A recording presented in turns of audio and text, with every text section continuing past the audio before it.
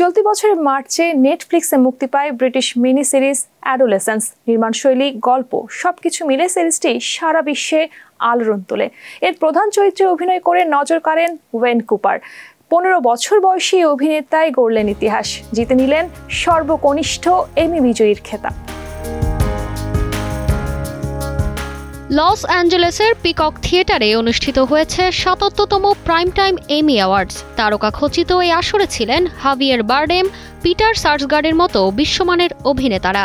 সবাইকে পেছনে ফেলে 15 বছরের ওয়েন জিতে নিলেন অ্যান্থোলজি সিরিজে সেরা পার্শ্ব অভিনেতার পুরস্কার। পরে বিস্মিত কণ্ঠে ওয়েন বললেন, আমি আসলে কি বলবো বুঝতে পারছি না। উপস্থিত সবাই করতালিতে অভ্যর্থনা জানায় ছোট্ট তারকাকে। Gold's Gym across 30 plus countries with over 700 plus locations worldwide. Train anywhere, belong everywhere.